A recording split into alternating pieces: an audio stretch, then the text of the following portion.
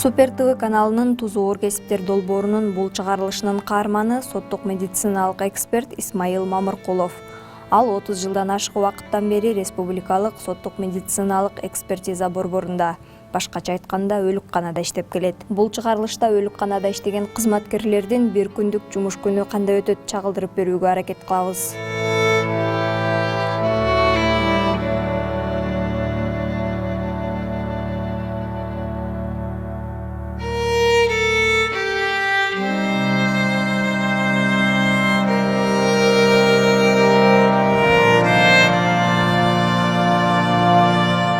Исмаил мырза Бишкектеги Иса Ахунбаев атындагы медициналык академиясында 6 жыл окугандан кийин Орусиядан 2 жыл ординатураны окуп келген. Адатта жумуш күнү 5 мүнөттүк коллективдик жыйындан башталат.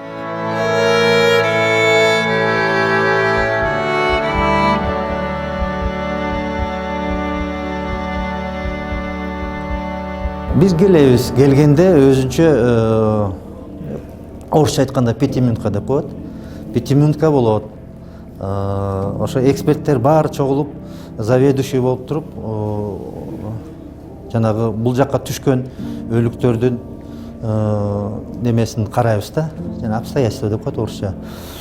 Кайдан түштү, эмне болуп түштү, канча жашта, болжолу эмне деген диагнозу бар, больницадан түштүбү же көчөдөнбү, кандай акыбалда экен ал жерден талдап, анан кийин ар бир экспертке бул ишти ким бул жерде экспертиза кылат, ошол белгиленет. Анан бөлүм башчы постановление, жанагы тергөөчүнүн постановлениесине виза коет.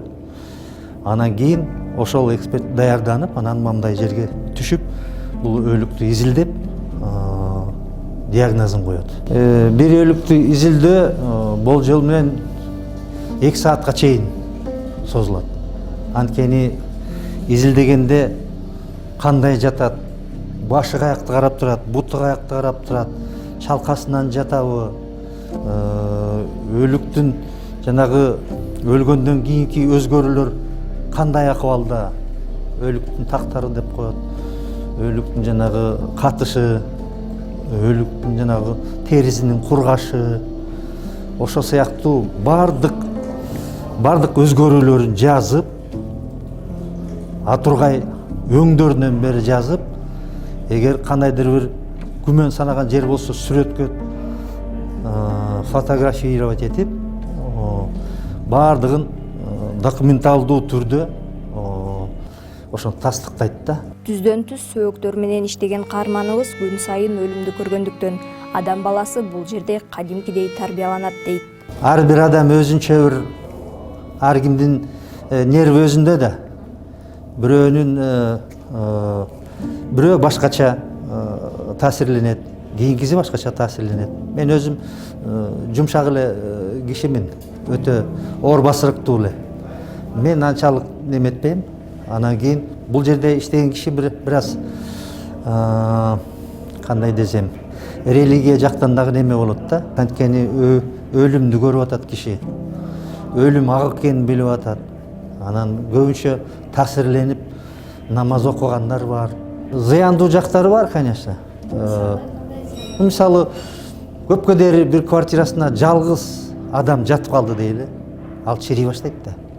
Чирип, шишип, жагымсыз жыттары чыгып, анын чиригенине карабай биз аны изилдеп, тактап, сөөктөрүнөн бери, сынгандан бери карашыбыз керек. Ар бир реактивдер бар да.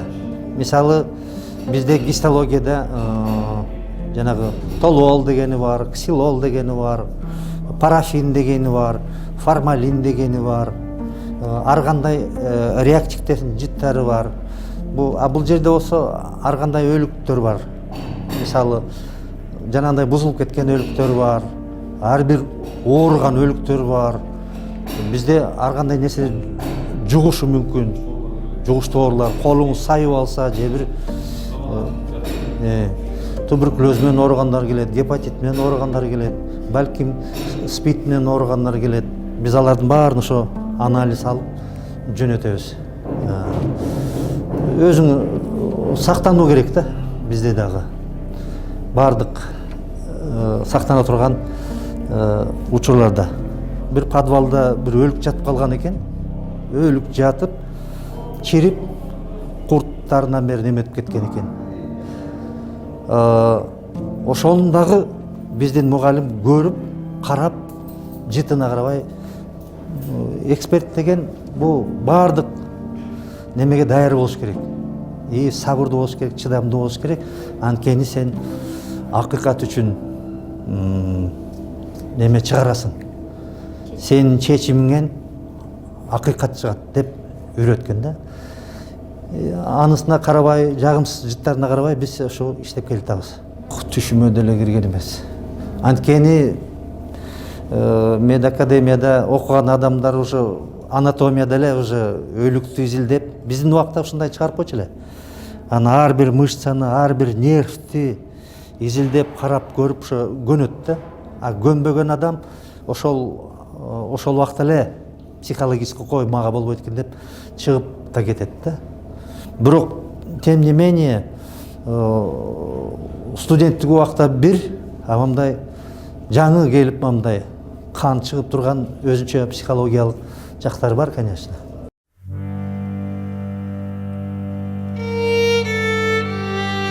Замирбек Акыев болсо бул жерде санитар болуп иштейт. Анын жумушу эң маанилүү иштердин бири. Анткени сөөктүн эси табылгандан кийин аны тазалап, сөөк жыттанып кетпеш үчүн бальзам сүйкөп, сөөк ээлерине өткөрүп берүү түздөн түз анын милдетине кирет. Бул жерде мортто иштегениме 5 жыл болду.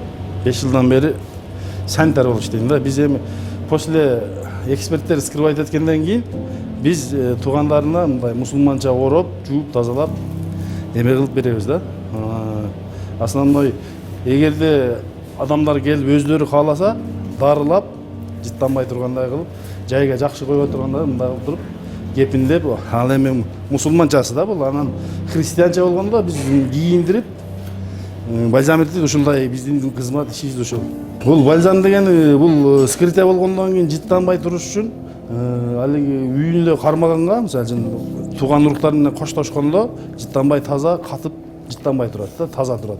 Телону жакшы кармайт да, ошого бальзам этебиз биз. Бальзам этеп. Санитар болуп иштегенге биз үйрөнүп бардыгын билебиз да, бирок бардык кандай нерселерди эксперттер үйрөткөн бизге полный окуткан, полный окутуп ушул кылган ишибизди көрсөтүп берген. Биз азыр ошо менен кызмат кылабыз. Конечно, биринчи келгенде коркосуң да. Эми кимдин түшүнө нерселер кирбейт. Коркосуң, башка болот. Иш аябай оор бул жерде, действительно. Ошондой.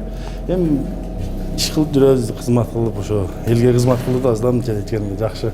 Бизге эң основной туруптарды, мындай сөөктөрдү тазалап, жууп, тазалап, кан чыгарбай ушундай жайга койгонго аябай жакшы кылып беришибиз керек да. Биздин милдет ошо. Түндөсү дагы эми алиги кыргыздарда, мусулмандарда тез дегенде түндөсү дагы иштейбиз кээде. А бирок саат 8-ден 5ке чейин иштейбиз да.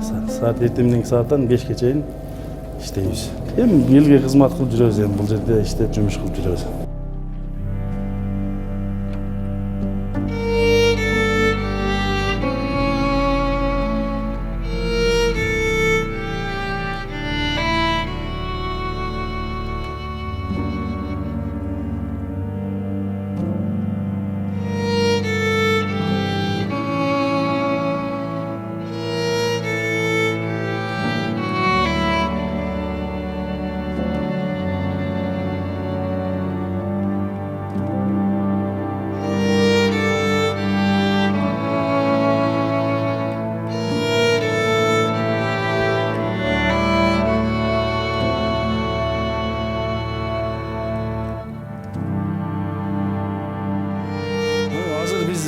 Азыр туугандары келет, туугандарына кол койдуруп, үстүдөн уруксат кагаз алып, анан мындай кылып ороп, жаап.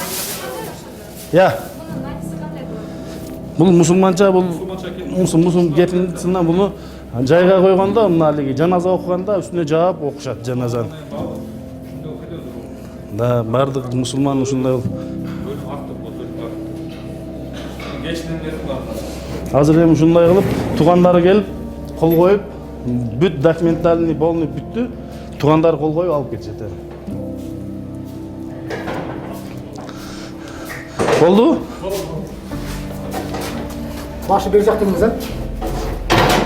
Ушундай менен.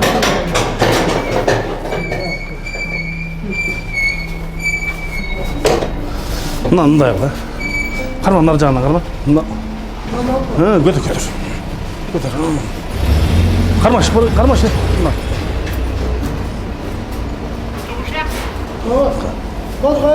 Кояр, кояр. Ошол көкөлүнөн тарта берем, брат. Тарта бер, тарта бер. Тарта бер.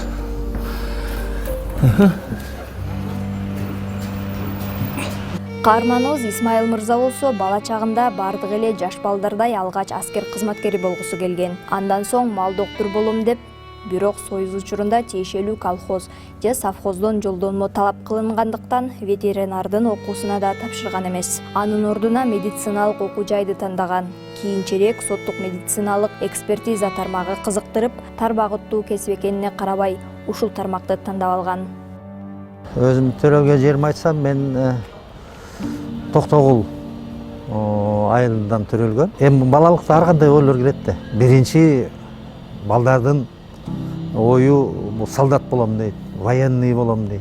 Военный болом деп мен окууну бүткөндөн кийин Ленинградка высший военный политический училищега барып тапшыргам. Ал жака өтпөй калдым, өзүнүн критерийлери бар экен. Андан кийин мен мал доктор болом деп кыялданып келип, ал жакка да тапшырганга жетиштим, бирок ал жактан дагы болбой калды. Анткени эмне үчүн болбой калды? Анткени жолдомо керек экен да, бир колхоздон же совхоздон ушундай деген. Мен жолдомом жок болуп калып, ал жакка тапшырганга мүмкүнчүлүк болгон жок. Анан мен ошо Мединститутка тапшырдым да. Мединститутта педиатрический факультетке тапшырып, Кудай жалгап ийгиликтүү өтүп кетип, ушу 6 жыл ушу медакадемияда окудум. Могу общежитие турбайбы, мына кызыл. Ушул кызыл общежитиеде жашагам мен. Айылдан келип, кайсы айнекте жашаганымды айтып бере алам да. Эң четки айнекте. Биринчи этажда эң четки айнекте комната бар эле, ошол жерде биз жашаганбыз, окуганбыз. Ушул тегеректе биздин студенттик убактар өттү да. Анан мен бала чагымда эле мындай тайманбайт элем. Бакаларды кармап жиберип, жыландарды деле куйругунан кармап алып, мындай коркунуч жок эле да менде. Суунун ичинде жылан кетип барса, куйругунан кармап алып, бакаларды. Анан окуп жүргөндө дагы бизге бакалар союп, ар кандай опыттар жасатып окутат да. Ал андайларды деле оңой эле жасаганбыз да. Кыскасы, мен ушу эксперт болом деген ичимде бир неме бар экен да.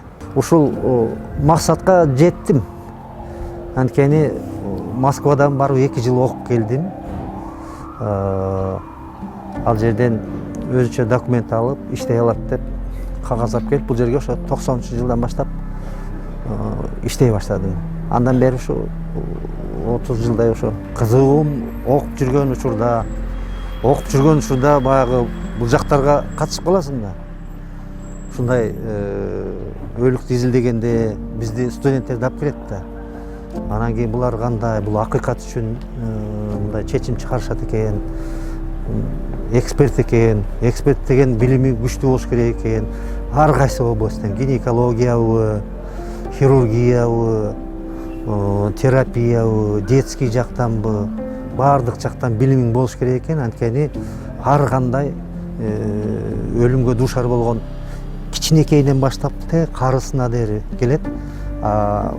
Экспертиза кылган учурда бул жака тирүү адамдар да келет. Көбүнчө тирүү адамдар келет. Жалаң өлүктөр эмес. Ошол тирүү адамдарга дагы ошондой корутунду жазыш керек болот.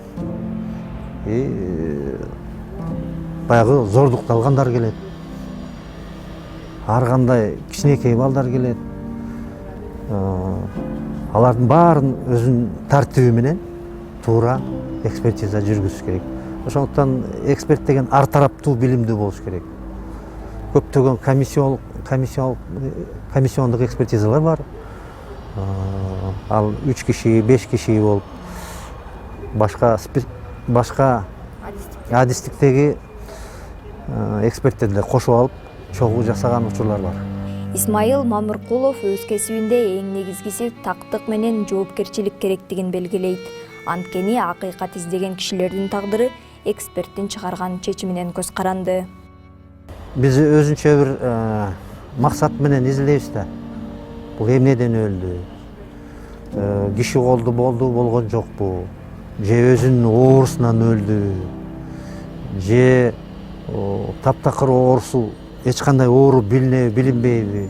Билинбесе ар тараптуу ар кандай анализдерди алып, лабораториялар бар да бизде. Биологиялык, гистологиялык, медико криминалистик деген. Ошолордун баарын изилдеп, анан тактап туруп анан кийин корутуну чыгарып беребиз. Биринчи эгер тактала элек болсо, алдын ала өлгөн тууралуу күбөлүк жазылат. Такталгандан кийин акыркы күбөлүк жазылат. Тарбиялык мааниси бар. Баягы исламда айтып коет го. Эгерде кабырстанга барып зыярат кылгыла деп. Анткени өлгөндөрдү көрүп туруп сен таалим аласың. Анткени бул жалган дүйнө деген сыяктуу бир таалимдер бар да.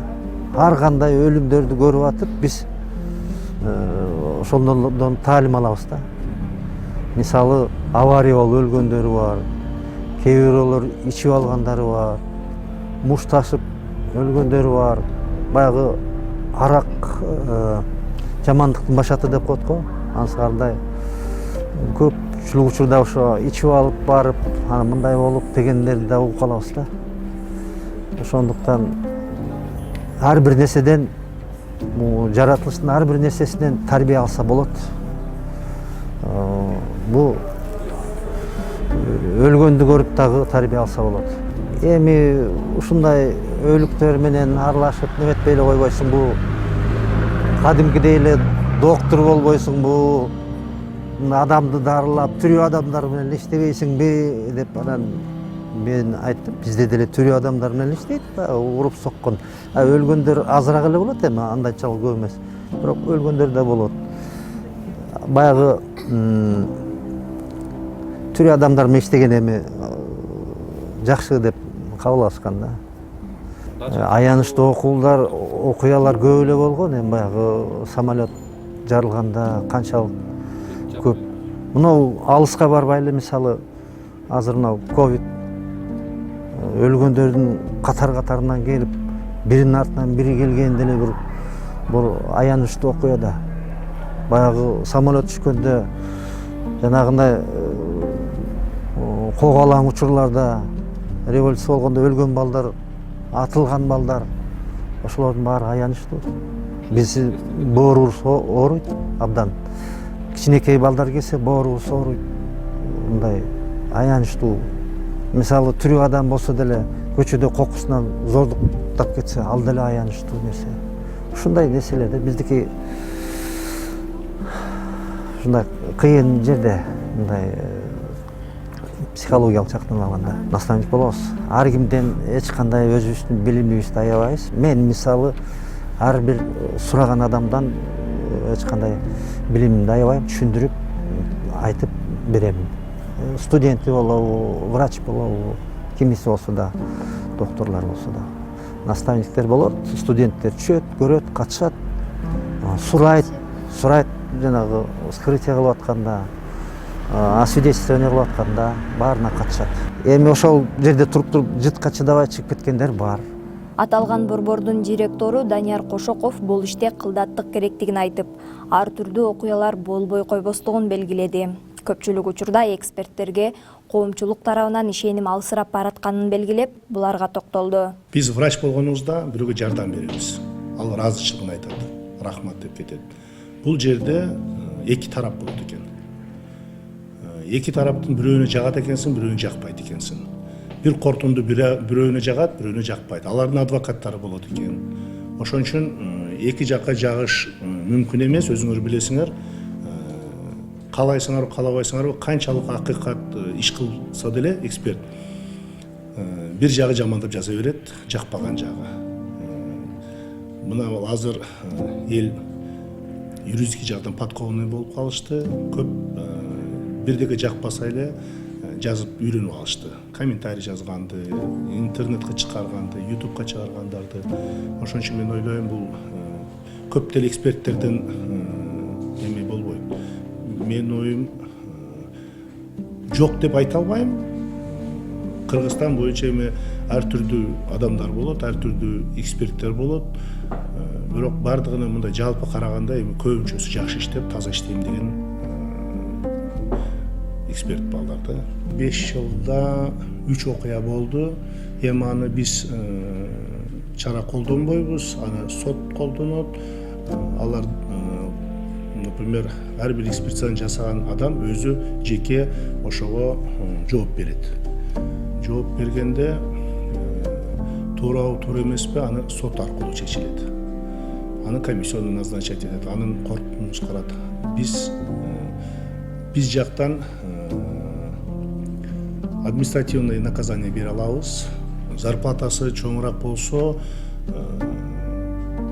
жок дегенде бир алам деген адамда ою башкача болуп калабы дейм да. Анан мен ойлойм, биз өзүбүз бир булактар табышыбыз керек. Өкмөттү ишенип отурбайчы, өкмөттө өзүндө көп маселелер бар. Булактарды частно-государственное партнерство деп ачып туруп, ошондой булактар болсо, анан бизге когда бирдеке керек болсо, спонсорская помощь ошолорго кайрылып атабыз. Ошолор жардам берип атат. Мына пандемия убагында да көп жардам берди. Анан мен бүгүнкү күндө айтайын дедим эле, көп бизнесмен адамдар жардам берейин деген деле немеси бар, желанияларычы. Бирок бизди билбейт көбү.